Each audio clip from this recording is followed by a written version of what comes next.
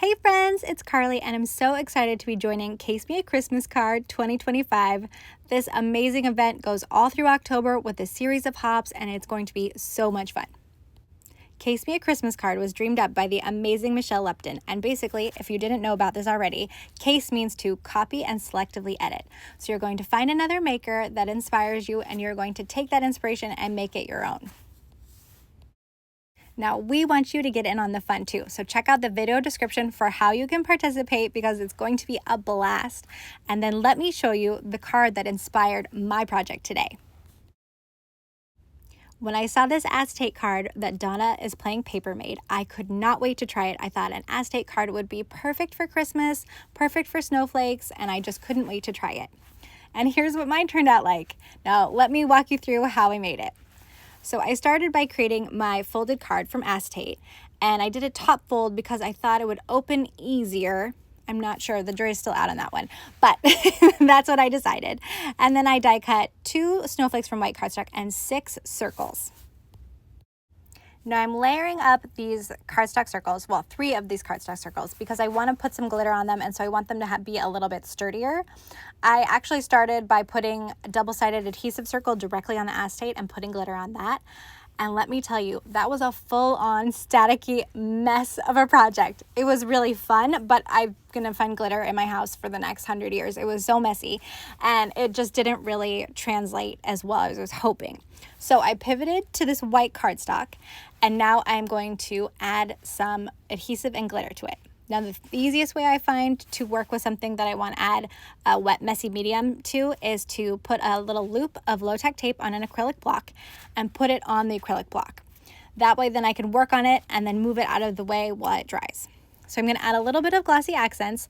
I usually would coat the whole thing and give it like a nice glossy layer, but I'm just using the glossy accents as an adhesive for this project. So really, any kind of adhesive that dries clear would be great.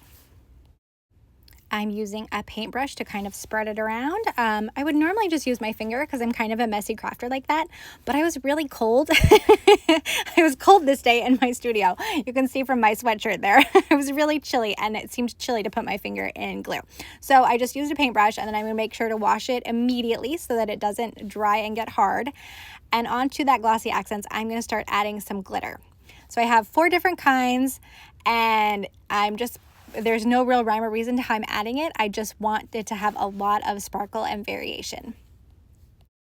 So keeping in mind that you have a whole super fun hop to do, I'm going to speed this up a little bit, but I'm adding, like I said, 4 different kinds of glitter. So the first 2 are chunky and super chunky iridescent glitter, and then the second 2 are the rock candy glitter in chunky and regular.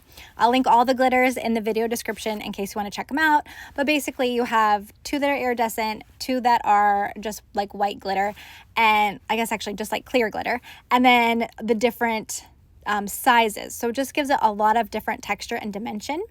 Now, I should note that maybe I should have used a different glue because some of my glossy accents dried before my glitter even got onto it. So it's not quite as perfect as I wanted it to be, but that's okay. I'm going to set it aside. That's why it's on that acrylic block. And then I'm going to grab these snowflake die cuts and start adding some color to them. I have a tendency to do all of my die cutting from white cardstock and then add color later with ink blending, but absolutely any other kind of colored cardstock or glitter paper or other specialty cardstocks would work. This is just kind of my jam. For the ink blending, I'm using Catherine Pooler Do-Si-Do and Sugar Plum. This is just one of my favorite color combos right now, something about like the corally red and the purple. I didn't know that was going to be my thing for Christmas, but it totally has been. After ink blending, I'm going to add a little more color with Distressed Spritz in Picked Raspberry, which is just a gorgeous hot pink color, and the shimmer that it adds is so good, and I feel like it kind of ties the coral and the purple together even more. Oh, just love it. This card is just turning into a bunch of my favorite things, but that's fine. It's going to make me really happy in the end.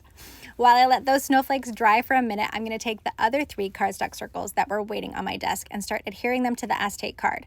So this circle is actually the very back. I'm doing that one first to use it as a guide for the ones that come next.